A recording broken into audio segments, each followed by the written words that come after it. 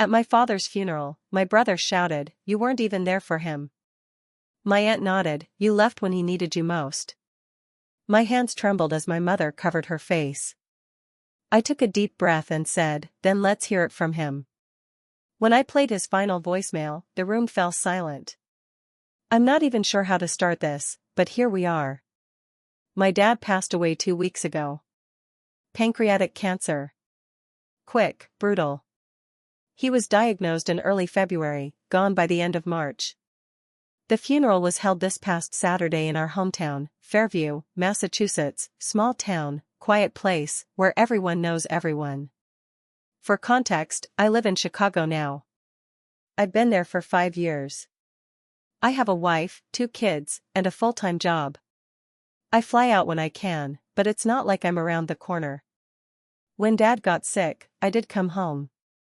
I spent a full week in February helping out. I took him to chemo, sat with him when he could barely talk, helped Mom sort through meds and insurance. But I had to go back. Work doesn't stop, bills don't stop, and flights aren't cheap. My younger brother, Daniel, lives about an hour from our parents. He visited more. He was around more. I don't deny that. But that doesn't mean I didn't care. It just means life pulled us in different ways. So, back to the funeral. The chapel was full. Old friends, family, neighbors. The usual. Mom sat in the front row, quiet, holding a tissue in her hand. Daniel sat next to her. I was next to him. We hadn't talked much that week, just short sentences. Things felt off, but I figured we were all just stressed. The service was emotional. Priest said a few words. People cried. One of Dad's friends from the fire department spoke. He said Dad was strong, honest, the kind of guy who'd help you patch your roof in a storm. Then the floor was opened up for people to speak. That's when Daniel stood up. I'll never forget how fast he got to his feet. It wasn't just a tribute coming. I could feel it. He cleared his throat. Looked right at me. You weren't even there for him. Dead silence. People turned. I blinked. You weren't there, he said again, louder. He needed you. And you stayed gone. You didn't even say goodbye. My stomach turned. I stared at him, completely stunned. It felt like getting punched in the chest. I said, I was there when I could be, but he cut me off. Yeah? A couple of days? That's it? While Mom and I did everything? People were frozen. Nobody moved. You could hear someone's breath catch in the second row. And then, out of nowhere, our Aunt Maria stood up. Dad's sister. She shook her head slowly. Daniel's right, she said. You weren't around. You left when he was falling apart. My mouth went dry. I looked at Mom. She didn't speak. She just covered her face with her hands. I could feel my hands shaking. It was humiliating. Everyone watching, judging. All I could think was, you have no idea what I've been carrying. So I pulled out my phone. Then let's hear it from him, I said. I opened up my voicemail app and tapped on the last message Dad ever left me. I put it on speaker. It played through the chapel speakers. His voice came out, slow but steady. Weak, but clear. The kind of voice that makes your heart clench. He said, "Hey, kid. I know you've got a lot going on. I get it. I just wanted to say I'm proud of you. Always have been. You didn't do anything wrong, all right? Don't carry this. You've done more than you know. I love you. Talk soon." That was it. Just those words. That was the last time I ever heard his voice. The chapel went silent. Daniel's mouth hung open. His eyes dropped to the floor. He sat down without a word. Aunt Maria looked like someone had slapped her. She slowly sat down too. Didn't look at me again. I looked at Mom. She still had her hands on her face, but now she was crying. I didn't say anything else. I just sat back down, heart pounding in my chest like a hammer. The priest moved on with the service, but it felt like the whole energy in the room had changed. I thought that voicemail would be the end of it. I thought Daniel and Aunt Maria would just sit down, maybe feel embarrassed, and we'd all go back to mourning in peace. But I was wrong. The service ended, and we all moved to the reception hall next to the chapel, one of those basic community rooms with folding chairs, coffee urns, and awkward silence. People gathered in small circles. You could hear the occasional laugh from someone sharing a story about Dad, but the tension still clung to the air like smoke. I was standing by the table with the little ham sandwiches and dry cake slices when Daniel came up behind me. "You think that voicemail fixes everything?" he said under his breath. I turned around slowly. "What are you talking about?" "You heard me," he said, looking me dead in the eyes. "He was dying." He was confused. "He didn't want to upset you." That voicemail was pity, not truth. I stared at him. I couldn't believe he was still going. "You're seriously saying Dad didn't mean what he said?" I asked, louder than I intended. A few people turned to look. Daniel stepped closer. "He cried for you when you weren't there." I was the one holding his hand when he couldn't breathe. "And I was on a plane with 2 crying toddlers trying to make it to him," I snapped back. "Don't stand here and act like you're the only one who lost someone." He shook his head. "You always had the easy out. Always disappeared when things got hard. You left me to carry all the weight." I opened my mouth, ready to fire back, when another voice cut through. I did too. It was my cousin Leah. She was standing near the kitchen doorway, arms crossed. She walked over slowly, heels clicking on the floor. Her face looked calm, but her voice trembled. "Daniel," she said. "You think you were the only one helping?" I was there every Thursday, taking him to appointments when Mom couldn't. I sat with him when he wanted someone who wasn't crying all the time. "You weren't there every second either." Daniel's face turned red. "That's different," he muttered. "You don't get it." "No, you don't," Leah said. "You think being the loudest means you loved him the most. That's not how grief works." At that point, everyone was staring. People stopped pretending not to eavesdrop. You could hear forks clinking awkwardly on plates. Then came the real twist. Mom stood up from her chair at the far end of the room. "I need to say something," she said, voice trembling. "About your father." We all turned toward her. Even the servers froze. She took a shaky breath. "There's something you don't know. About why your dad was the way he was. Why he was so calm about everything at the end. He knew." "Knew what?" I asked, stepping closer. She looked right at me. "Then Daniel. He knew you were both struggling. He didn't want to add pressure. But there was more. He told me something before he passed. About an account. A safety net." "What kind of account?"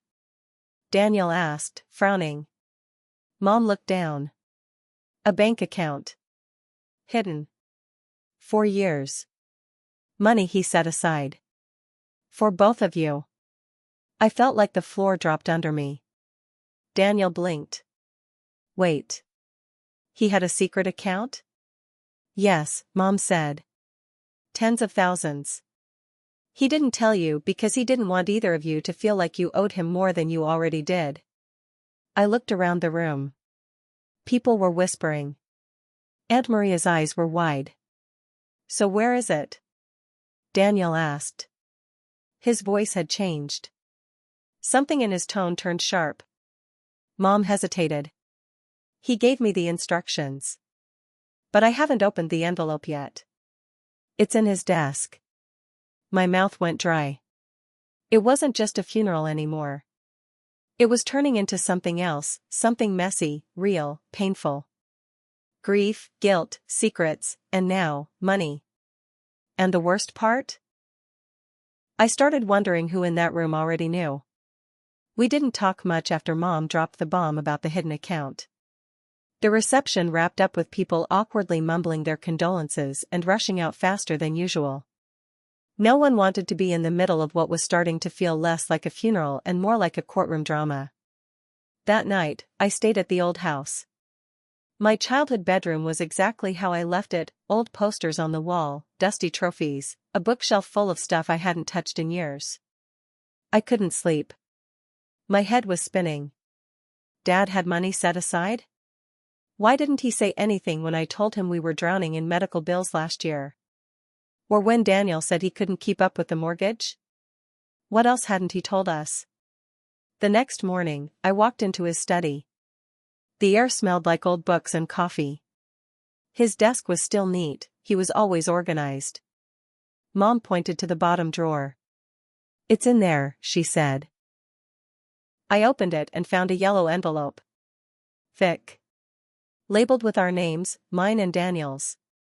Inside, there was a letter and a smaller envelope. The letter was in Dad's handwriting. "If you're reading this, I'm gone. First, don't fight.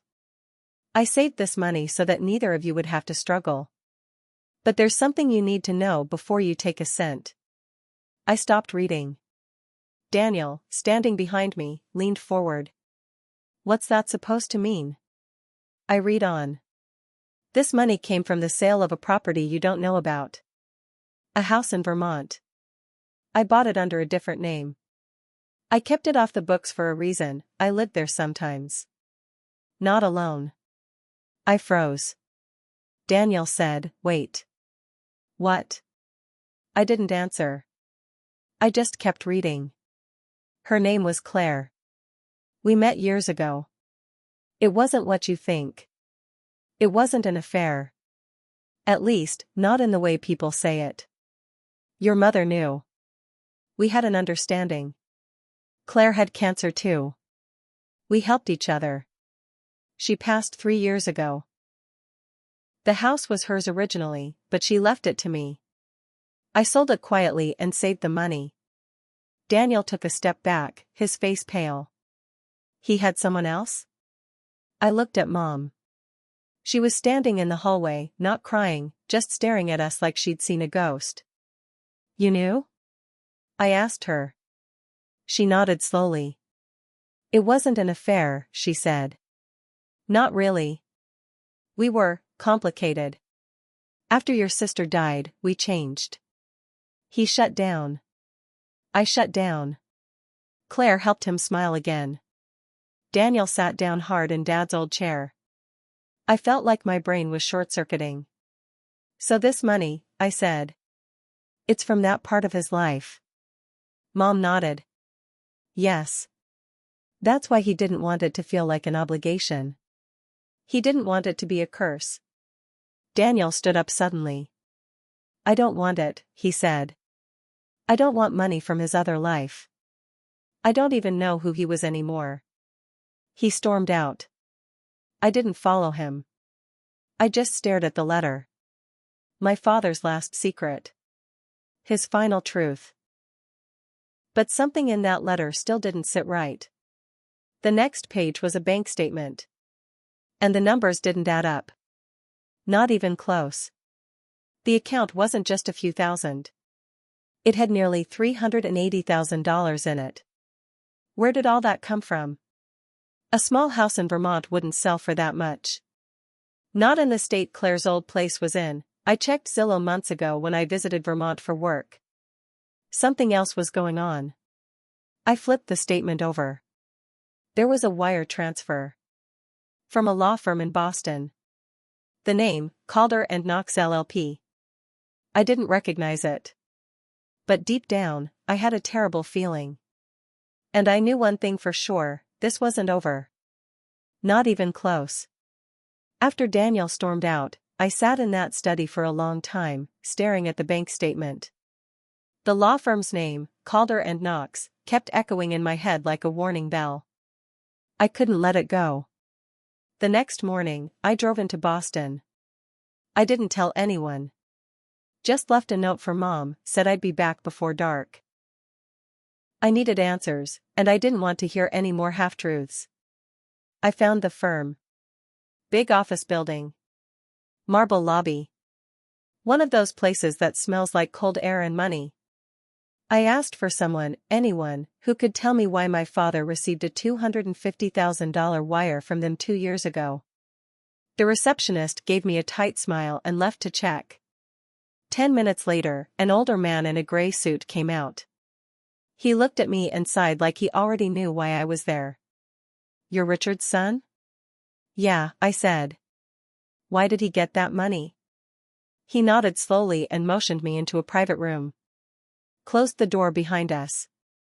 "It was a settlement," he said. "Richard was involved in a case. Whistleblower type thing.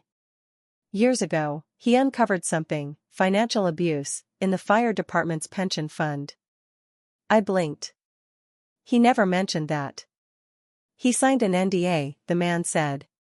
"We assumed he'd never tell his family. But he did the right thing. Saved a lot of people their retirement." "And they paid him to stay quiet?" "Correct. He didn't want the money at first. Said it felt dirty. But when Claire passed, and with his health declining, he changed his mind. Said he wanted to leave something behind, but not in a way that would create more grief. Too late for that." I drove back home in silence, heart pounding. At the house, Daniel's car was in the driveway. Inside, I could hear raised voices. I stepped in and caught the tail end of a sentence, something like, "You let us believe he was someone else." It was Daniel, yelling at Mom. I walked in and said, "He was protecting you." They both turned.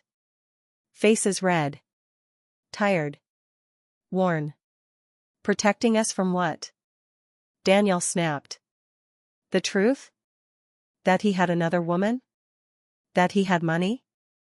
That he was keeping things from the people who stood by him every day?" "He exposed fraud," I said, holding up the paper. "He saved people's pensions. That's where the money came from. Not Claire's house. Not anything shady." Daniel looked like he was about to explode. "And why the hell didn't he tell us?" Mom finally spoke, quietly. "Because he thought it would break you." That hit like a truck. Daniel stepped back. Then forward. Then sat down, buried his face in his hands. "You know what hurts the most?" he said, voice cracking. "I thought I knew him. I thought I was the one who understood him best. And now I find out he had a second life, a settlement, a secret woman, a hidden house, and, what, the patience to record a voicemail but not the guts to tell me the truth." No one answered. He looked at me, tears in his eyes. "I fought for him," he said. "Yelled at you. Cursed you. Thought you were the bad son. And I was just the one he left in the dark." That broke something in me. I sat down across from him. "You were never in the dark. He loved you. I know he did. But maybe he just didn't know how to show it the right way. Maybe he was scared he'd be remembered for the wrong reasons." Mom sat down too. Quiet, fragile. "Your father wasn't perfect. I stayed because I loved him anyway. Even when I wanted to walk. Even when I hated what we became after your sister passed." Daniel wiped his face. "So what now? We split the money? Pretend this didn't blow up our entire picture of him?" I looked at him. "I don't know. Maybe we just carry it. Like we always have. The guilt. The grief. The truth." Aunt Maria showed up later that night. We told her everything. She sat still for most of it, then nodded slowly and said, "He was always quiet. I guess I didn't realize how much he kept inside." Leah called me 2 days later. Said she wasn't surprised. "Families are just puzzles we never have all the pieces for," she said. "Some are lost. Some never fit." In the weeks that followed, Daniel didn't talk much. We settled the estate, split the money. He donated half of his share to a firefighter charity. Said it was Dad's money. Not his. Mom started sleeping better. She told me she felt lighter. I went back to Chicago. Back to work. Back to my kids. But something in me shifted. Dad wasn't the man I thought I knew. But maybe nobody's parents are. Maybe they're just people, trying to carry their own storms while protecting us from the rain. I miss him. Even the part one didn't know. I'll never listen to that voicemail the same way again. Not because it hurts less, but because it means more now. He was proud of me. He just didn't know how to say the rest. And maybe that's okay. We all wear masks, for survival, for love, for peace. Dad wore his until the end. And when it finally slipped, it didn't shatter who he was. It just made him human.